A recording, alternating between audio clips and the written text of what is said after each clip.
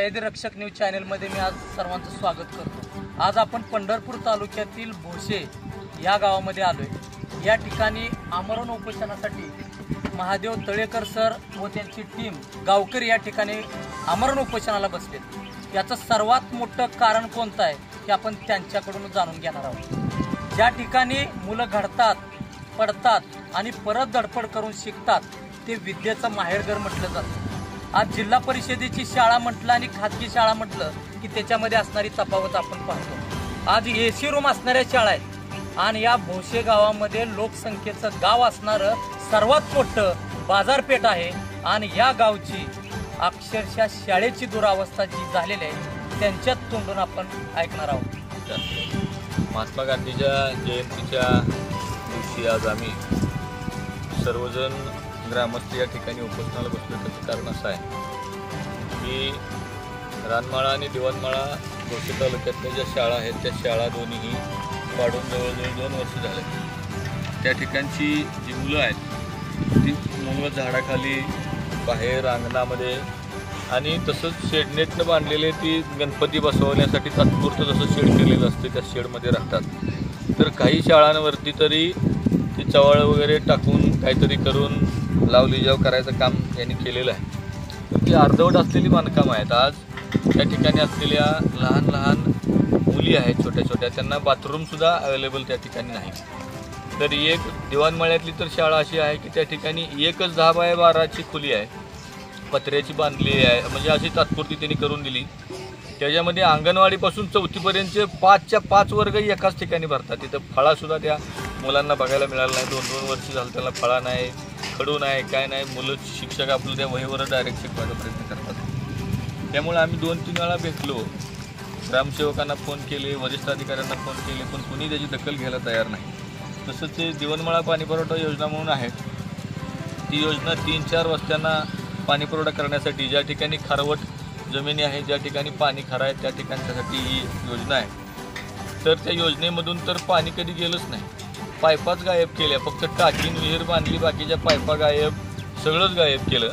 त्यामुळे आमची एक प्रामाणिक इच्छा आहे की त्या ठिकाणी असलेल्या लोकांना पाणी मिळावं, प्रत्येकाच्या दारामध्ये नळ असला पाहिजे, यासाठी आम्ही ठिकाणी बसलो। त्यामुळं जोपर्यंत शाळा बांधायचं काम क्लिअर होत नाही, त्याचप्रमाणे ह्या ठिकाणच्या पाणीपुरवठा योजनेचं पाणी शेवटच्या घटकापर्यंत नळ निघत नाही, तोपर्यंत आम्ही काही इथून उठणार नाही।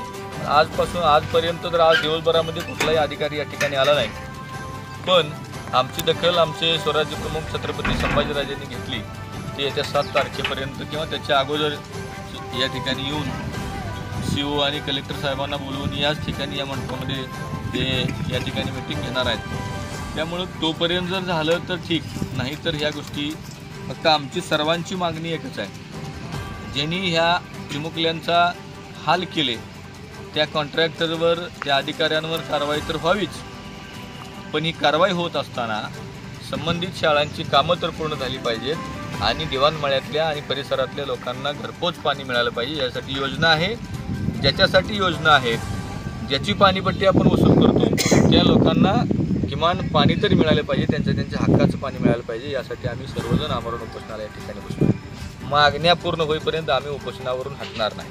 आत्ताच आपण तळेकर साहेबांच्या व्यथा ऐकल्या। प्रशासन देतंय खिशातलं आणि हे घालताय स्वतःच्या घशात। यामुळे शाळा, हा पाणीपुरवठा योजना, सगळ्या गोष्टी बंद पडलेत आणि हे हाल आहेत त्या चिमुरड्या आणि लहान मुलांचं तुमच्या आमच्या। एखादा साप चावला त्या मुलांना गाण्या चावलेत, पाय त्यांचे सुजलेल्या अवस्थेत त्यांनी दिवस काढलेले आहेत। तिथं एखाद्या रस्त्यावरती, रोडवरती अशी शाळा भरवणं म्हणजे हे प्रशासनाचं काम मस्तीखोरपणाचं आहे। याला कुठेतरी चाप बसला पाहिजे। आणखी या ठिकाणी कोणत्याही प्रकारचा प्रशासनाचा अधिकारी या उपोषणस्थळी भेट द्यायला आलेला नाही। या ठिकाणी गंभीर इशारा दिला जातोय, याचे परिणाम लवकरच भोगावे लागतील आणि स्वराज्य संघटनेचे अध्यक्ष माननीय संभाजीराजे या ठिकाणी 2 ते 3 दिवसात या उपोषणस्थळी येणार आहेत आणि या गावकऱ्यांची भेट घेऊन त्यांच्या व्यथा जाणून घेणार आहेत। याचबरोबर गावातील एक नागरिक त्यांच्या व्यथा या मुलांच्या विषयी आपल्याला थोडक्यात सांगणार आहे।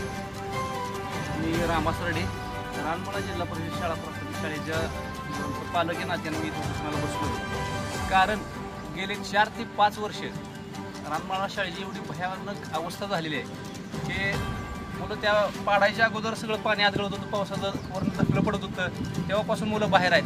नंतर मागच्या 2 वर्षापूर्वी शाळेचं स्लॅब पाडण्यात आलं आणि त्याचं काम अद्याप पूर्ण झालेलं नाही. तेव्हापासून मुलं झाडाखाली बसवली जात आहेत. आम्ही मागच्या 15 जूनला प्रशासकीय अधिकाऱ्यांकडे जाऊन भेटून आलो सर, आम्ही सगळेजण जाऊन.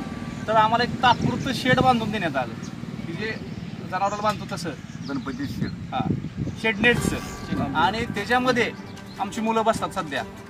तर मागच्या एक 8-10 दिवसापूर्वी त्याच्यामध्ये साप निघाला होता, मला मोठा नाग होता. भला मोठा नाग. तर इतकी अवस्था भयान आहे आणि त्याच्यामध्ये आमची मुलं शिकतायत. म्हणजे गोरगरिबांच्या मुलांना न्याय नाही का? त्यांनी शिकायचंच नाही का? त्यांच्या जीवाशी खेळलं जाते असं. आणि आमची परिस्थिती नाही की आम्ही इंग्लिश मिडियमला किंवा बाहेर कुठेतरी शाळेला भरमसाठ फी भरायची भरायची, आमची परिस्थिती नाही. मग आमच्या मुलांनी शिकायचंच नाही का? आमचा हक्क नाही का तो? या प्रशासनाला कळायला पाहिजे. हे काम 2 वर्षापासून रखडलेलं आहे आणि आम्हाला प्रत्येक वेळेस उत्तर मिळतात की होतंय, करून देतो, महिन्यात होतंय, 2 महिन्यात होतंय. आम्हाला 15 ऑगस्ट 2023 डेडलाईन दिलेली होती. त्यावेळेस जूनला शाळा चालू होताना 15 ऑगस्ट तो गेला. नंतर त्याच्यानंतर चालू आहे होते म्हणत 26 जानेवारी 2024 गेला. नंतर आम्ही 15 जूनला सरांनी आम्ही जाऊन एकदा भेटून आलो सर्वांनी. त्यावेळेस आम्हाला 1-1.5 महिन्याचा कालावधी द्या म्हणले, करून देतो.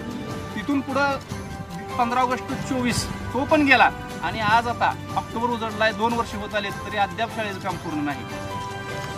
तर आमची एवढीच मागणी आहे की त्वरित आमची शाळा दुरुस्त करून मुलांना बसण्यायोग्य करून द्यावी, काम लवकरात लवकर पूर्ण करावं. यांनी या प्रशासनाला, मुजोर प्रशासनाला जाग यावी एवढंच आमची विनंती होती. आता आमचं पावसाचे दिवस आहेत, पावसाळा चालू आहे, मुलं आमची बाहेर बसली असतात. उघड्यावरती बेंच मांडले आहेत. म्हणजे आता आपण भोसेकरांच्या व्यथा ऐकल्या आणि या व्यथेतून प्रशासनाला लवकर जाग यावी, याचा उद्रेक होऊ नये याची दखल घेतली पाहिजे.